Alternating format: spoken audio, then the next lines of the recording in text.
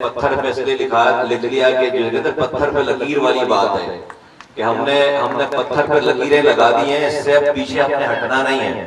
اور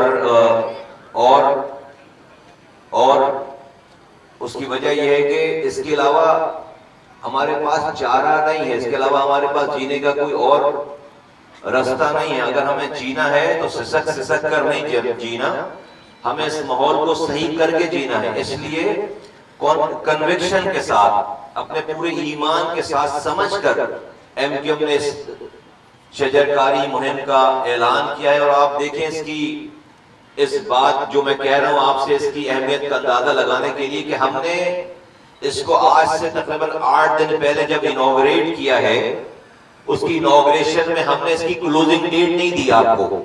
ہم نے اس کی کوئی کلوزنگ ڈیٹ نہیں رکھی. اس شجرکاری مہم کی کوئی کلوزنگ ڈیٹ نہیں ہے کہ کس دن یہ مہم ختم ہو جائے گی. نہیں، اس کو نسلوں میں چلنا ہے. یہ تو ابھی ابتدا ہے، اس کی کوئی کلوزنگ ڈیٹ نہیں ہے، کیونکہ یہ 50 سال کی تباہی بربادی کوئی 2-4 ہفتوں میں یا مہینوں میں یہ صحیح ہونے والی چیز نہیں ہے.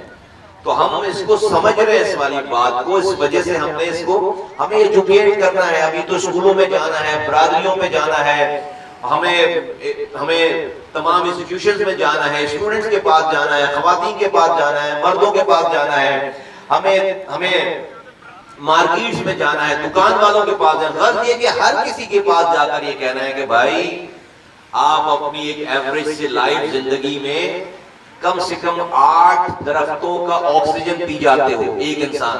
میں آپ سب لوگ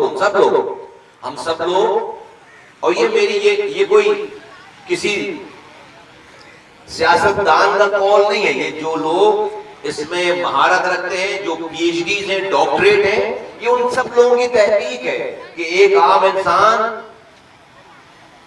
اپنی ایوریج زندگی میں 8 درختوں سے جو آکسیجن ڈسچارج ہوتا ہے وہ کنزیوم کر لیتا ہے. تو اس بات سے یہ پتہ چلتا ہے کہ بھئی ہمیں کم سے کم اپنے جینے کے لیے 8 درخت تو لگانے چاہیے کم سے کم، جس کا آکسیجن ہم لے لیتے ہیں. لیکن ہمارا بینگ مسلمان ہمارا یہ ماننا ہے کہ ہمیں مر کر اللہ کے آگے جواب بھی دینا ہے، قیامت کے دن کھڑے ہونا ہے. تو ہمیں اس قیامت کی گھڑی کے لیے، اس حساب کتاب کے لیے کچھ اپنے اعمال آگے بھیجنے اچھے جو صدقہ جاریہ کے طور پر ہوں.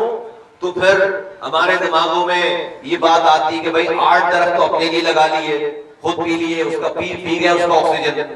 اب اس کے بعد 2 درخت ایکسٹرا لگا لو بھائی، تاکہ اس کا آکسیجن کوئی اور استعمال کرے اور اس کا صدقہ جاریہ ہمیں ملے. تو یہ ایک نہ رکنے والا سلسلہ ہے، اور اس کام کو ہم صدقہ جاریہ سمجھ کے ہی کر رہے ہیں کرتے ہیں. اور اس انوائرمنٹ کے حوالے سے ان کی کاوشوں کو خراج تحسین بھی پیش کرتے ہیں، اکنالج کرتے ہیں.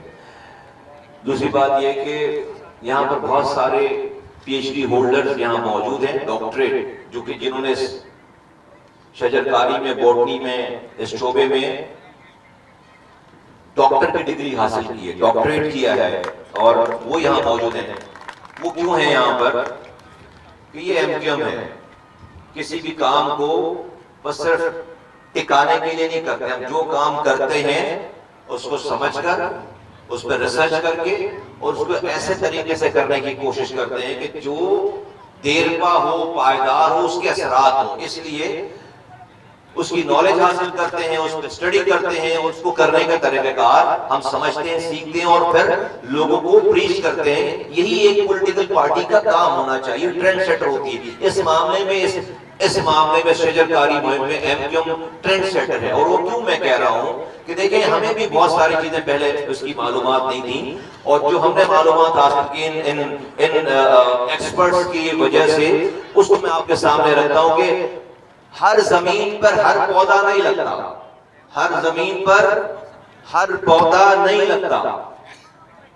یار اس کی یہ ویک ہو رہی ہے، ذرا تیار رکھو، کوئی مائک ہے کسی بھی وقت بند ہوگا اس کی بیٹری.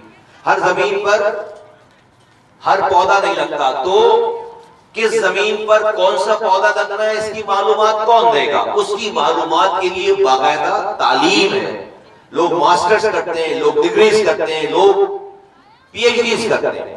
تو یہاں پر وہ پی ایچ ڈیز ہیں جنہوں نے آ کر ہمیں اس زمین کے لیے اس کی سوائل ٹیسٹنگ کی، پہلے اس کی زمین کے اس مٹی کو پہلے چیک کیا کہ اس کی کوالٹی کیا ہے، اس کا کیریکٹر کیا ہے، اس مٹی کے کیریکٹر کو چیک کر کے سوائل ٹیسٹنگ جس کو آپ کہتے ہیں اس کو چیک کر کے پھر ان ماہرین نے ہمیں یہ بتایا کہ یہاں پر کون کون سے پودے پلانٹیشن درخت لگائے جا سکتے ہیں۔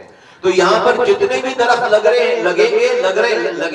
ہیں اور لگیں گے وہ ہے ایسے نہیں کہ بس کوئی بھی پودا خریدا لایا اور لا کر لگا دیا، نہیں، زمین چیک کر کے اس زمین پہ کون سا پودا ہونا ہے، اس کے کیا فائدے ہیں، وہ پودے وہ پلانٹیشن اس پہ کام ہو رہا ہے۔ اور پورے شہر بھر میں، پورے حیدرآباد میں، پوری کراچی میں، پورے سندھ کے شہری علاقوں میں اور سب جہاں جہاں پاکستان میں ایم کیو ایم کا سیٹ اپ موجود ہے، آرگنائزیشن موجود ہے، ہر جگہ پہ پلانٹیشن ہم اپنی اس ریسرچ کے مطابق اسی طور طریقے سے کر رہے ہیں۔ ہم بالکل آنکھ بند کر کے صرف بس پودا اٹھایا اور لگا دیا اور 2 دن کے بعد وہ پودا چل نہیں پایا، یہ کام نہیں کر رہے، یہ کام نہیں کرتے۔ تو آپ کو پتا ہونی چاہیے، بعد میں آپ کو اس لیے کہہ رہا ہوں کہ جو لوگ ہمارے فولڈ میں نہیں ہیں لیکن پاکستانی ہیں، ہم ان کو ایجوکیٹ کر رہے ہیں، ان کو بتا رہے ہیں کہ بھائی وہ بھی اگر کام کرے تو اس طریقے سے کام کرے، وہ بھی کام کرے اور ہماری نسلوں کو ان چیزوں کو، ہماری اس نسل کو، آئندہ آنے والی نسلوں کو، بچوں کو ان تمام چیزوں کو سیکھنا ہے، سمجھنا ہے۔ انڈیا میں پچھلے سیزن میں 90% پلانٹیشن ڈرائیو پورے انڈیا میں ناکام ہو گئی 3 وجوہات کی بنا پر، کہ غلط جگہ پہ غلط پودا لگا دیا، غلط سیزن انہوں نے سیلیکٹ کیا، اور غلط جو پودے جہاں لگنے تھے وہاں جس مٹی پہ جس پودوں کو لگنا تھا اس مٹی پہ وہ پودے نہیں لگائے۔ 90% پلانٹیشن ڈرائیو انڈیا میں ناکام ہو گئی، یہ ریسرچ ہے، یہ رپورٹ ہے باقاعدہ۔ تو ہم یہ پلانٹیشن ڈرائیو آج آپ یہاں پر اتنی محنت ہوئی ہے، میں بھی اس کا ذکر کرتا ہوں کہ آپ امیجن نہیں کر سکتے۔ آپ دیکھیں اس کا یہ یونیک پروگرام ہے، 70 ایکڑ پہ بھی کارکنان کھڑے، 70 ایکڑ پہ ایک پودے کے ساتھ ایم کیو ایم کا کارکن، ایم کیو ایم کا ذمہ دار جو ہے وہ پودے لے کر کھڑا ہے، یہاں سے آواز لگے گی اور ہزاروں کی تعداد میں پودے لگ جائیں گے، ہزاروں کی تعداد میں۔ اور یہ عجیب قسم کا منظر ہے، اس طرح اسٹیج لگتا ہے اور آتے رہنما تقریر کرتے چلے، یہ عجیب پروگرام ہے، یونیک پروگرام ہے، اس کی عجیب افادیت ہے۔ تو کون سی مٹی ہوگی، اس مٹی پہ پودا کون سا ہوگا، اس تمام، اور اس کی دیکھ بھال کیسے ہونی ہے، اس کے نقصانات کیا ہیں، اس کے فائدے کیا ہیں، یہ سب بتانے والے لوگ یہاں موجود ہیں، ان کے ناموں کا میں ذکر کروں گا۔ لیکن اس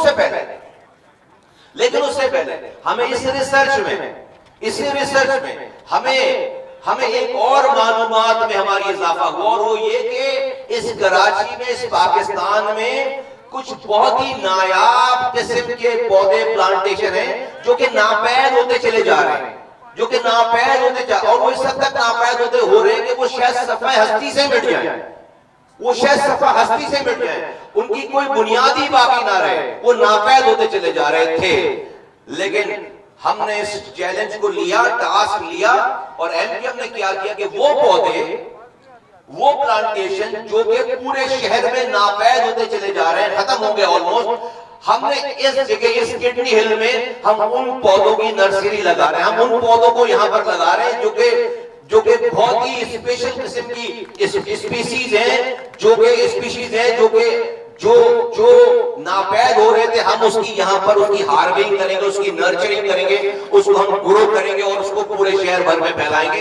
یہ یونیک قسم کے پودے یہاں لگانے جا رہے ہیں۔ میں ان کے نام لیتا ہوں آپ کے سامنے کہ اس میں ایک پودا ہے جنگلی بیر، ایک پودا ہے جنگل جلیبی، ایک پودا ہے شیشم، ایک پودا ہے ببول، ایک پودا ہے پنیر بولی، اور ایک پودا ہے املی، ایک پودا ہے نسورا۔ یہ 8-7 ایسے درخت ہیں کہ جو ناپید ہو گئے شہر سے۔ ایم کیو ایم پاکستان آج ان پودوں کو یہاں پر لگا کر اس کو یہاں اس کٹنی ہل میں اس کو گرو کروائے گی اور اس کو پورے شہر میں ہم پھیلائیں گے. یہ پودے ناپید ہو گئے تھے. یہ ہم نہیں کہہ رہے, یہ تمام جو پی ایچ ڈی کرنے والے حضرات ہیں, جو پی ایچ ڈی کر چکے ہیں, جو معلومات جن کے پاس جن کا کام ہی یہی ہے, جنہوں نے ریسرچ کر رکھی ہے, یہ ان کی معلومات, ان کی گائیڈنس میں ہم نے یہ کام کیا ہے. اور یہاں پر پھر ابھی پوری کراچی بھر سے ایم کیو ایم کے کارکنان اور ذمہ داران آئے ہوئے, کیونکہ سوسائٹی سیکٹر میں جتنے ہم نے پودے لگا رہے اتنے کارکنان ابھی نہیں ہیں اس وقت کہ بھئی وہ اتنے ہزاروں کی تعداد میں پودے. تو پوری کراچی کا ایم کیو ایم کا اسٹرکچر یہاں پر جو ہے وہ ہر دور دور تک آپ جائیں گے. میں چاہوں گا کہ آپ اپنے, جب ہماری تقریب ختم ہو تو آپ اپنے کیمروں کو اسٹینڈ سے نکالیں اور الگ الگ سمتوں میں دوڑنا شروع کر دیں. آپ جس سمت میں جائیں گے آپ کو وہاں پر جو وہ ایک گڑھا نظر آئے گا. گڑھے پہ خیال کر کے, وہ پودوں کے لیے, بندوں کے گرنے کے لیے نہیں ہے. وہاں پہ گڑھے کھود رکھے ہم نے, بندوں کے گرنے کے لیے نہیں, پودوں کو لگانے کے لیے. لیکن وہاں پر آپ کو ایم کیو ایم کا کارکن ساتھ نظر آئے گا, آپ کو گرنے سے بچائے گا. اور ہمارا کام ہی ہے لوگوں کو گرنے سے بچائیں. ہم اس پاکستان کو بھی گرنے سے بچانا چاہتے ہیں. پاکستان کو اگر آج اس معاشرتی, معاشی اور سیاسی دلدل سے کوئی نکال سکتا ہے تو وہ کوئی آئی ایم ایف اور ورلڈ بینک نہیں ہے, کراچی نکال سکتا ہے. کراچی نے پاکستان کو بنایا تھا, کراچی والوں نے کراچی پاکستان کو چلا رہا ہے 77 سالوں سے. اب اس دلدل سے بھی, معاشی دلدل سے بھی اگر کوئی نکال سکتا ہے, وہ یہ شہر نکال سکتا ہے, وہ یہ شہر نکال سکتا ہے, یہ کراچی نکال سکتا ہے.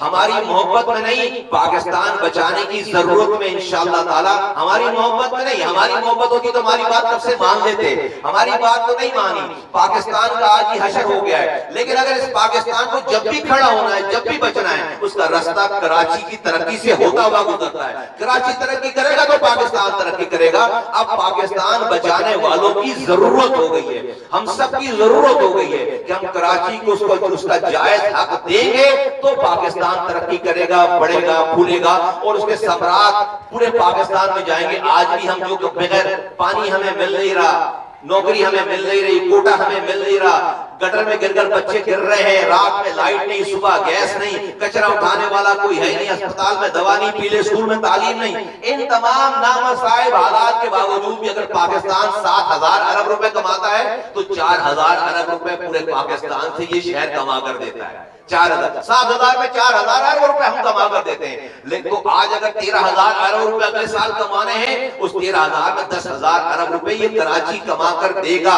ان نامسائب حالات میں. لیکن اگر آپ مجھے پانی دے دو, مجھے کوٹے پہ نوکری دے دو, میرے پیلے اسکول میں تعلیم دے دو, مجھے دوا دے دو, مجھے پانی خرید کر نہ پینا پڑے اپنا پانی, تو پھر یہ امیجن کرو کہ پھر ہم آپ کو پورے پاکستان کو کتنا کما کر دے سکتے ہیں. اور ہم اس کے لیے تیار ہیں. تو کراچی والوں, ہماری محبت میں تو شاید نہیں, لیکن پاکستان بچانے کی ضرورت میں اب کراچی والوں کی ضرورت پڑ چکی ہے, پڑنے والی ہے. اور ان قریب انشاءاللہ تعالی اس ملک کو اس کوگمائر سے, اس معاشی دلدل سے نکالنے کی ذمہ داری کراچی والوں کے کاندھوں پر آنے والی ہے. ہم تیار ہیں اس ذمہ داری کو اپنے کاندھوں پر اٹھانے کے لیے تیار ہیں. آخری بات یہ کروں کہ یہ پاکستان آج جن مسائل میں ہے, اس کو کوئی ایک پارٹی اس دلدل سے نہیں نکال سکتی. اس کو کوئی ایک پارٹی اس دلدل سے نہیں نکال سکتی. سب کو مل کر پاکستان کو آج اس دلدل سے نکالنے کے لیے اپنا حصہ ڈالنا پڑے گا, ساری پارٹیز کو مل کر. بچپن میں بلکہ بہت بڑے ہو کر جوانی تک ہم سب بسوں میں سفر کر چکے. بھائی کون کون بسوں میں سفر کر چکا ہے, ذرا ہاتھ اٹھاؤ. بھائی میں نے تو سفر کیا. بھائی یہ کیمرہ مین بھی ہاتھ اٹھاؤ نا. بسوں میں سفر کس کے ساتھ, ہمیشہ کے بھائی کس کس نے بسوں میں سفر کیا, کراچی کی بسوں میں سفر کیا. تو جو وہ پرانی بس جب بند ہو جاتی تھی چلتے چلتے ایک دم سے, تو کیا کرتا تھا کنڈکٹر آگے, کیا کہتا تھا, بھائی سب اترو, دھکا لگاؤ, کہتے نہیں کہتا. جب بس, بھائی بسوں میں ہر کسی کا واقعہ پیش ہے, ہم جب سفر کرتے تھے, جب بس بند ہو جاتی ہے, پرانی بس رک جاتی ہے, تو کیا کرتا ہے کنڈکٹر, کیسے آواز لگاتا ہے, کہتا بھائی سب اترو, کیا کرنا ہے, دھکا لگانا ہے. پاکستان کی بس رک گئی ہے, خراب ہو گئی ہے, کیا کرنا ہے, کس کو, سب کو مل کر. ایک بھی پیسنجر اندر بیٹھا ہوا نہیں رہ سکتا تھا اس وقت, ایسا یہ نہیں ہے. بھائی کنڈکٹر جب بس رک گئی ہے تو کوئی ایسا ہو سکتا ہے کہ آدھی بس والے بیٹھے رہے, آدھے ادھر کا دھکا لگائے, نہیں بھائی, ہر کسی کو نیچے اتر کر اس بس کو چلانے کے لیے دھکا لگانا پڑتا تھا. پاکستان کی بس رک گئی ہے, خراب ہو گئی ہے, تو ہر کسی کو اس کو دھکا لگانا ہے, اور بس چل پڑتی تھی, پھر اپنی منزل کو پہنچ جاتے تھے. تو اس سے آسان طریقے سے اور سمجھائی جا نہیں سکتی بات. پاکستان کی بس رک گئی ہے, خراب ہو گئی ہے, اس کو سب کو دھکا لگانا ہے. تو سب دھکا لگانے کے لیے تیار. ایسا ہو نہیں سکتا کہ آدھے لوگ بس میں بیٹھے رہے اور آدھے دھکا لگائیں. ہم تو ادھر گئے پہلے دھکا لگا رہے ہیں, اور جو بیٹھے ہوئے نا ان کو بھی ادھر کے دھکا لگانا ہے سب کو مل کر. تو سب کو مل کر ہمیں دھکا لگانا ہے. پاکستان کی بس کو اپنی منزل پہ پہنچائیں گے. پاکستان زندہ باد, ایم کیو زندہ باد.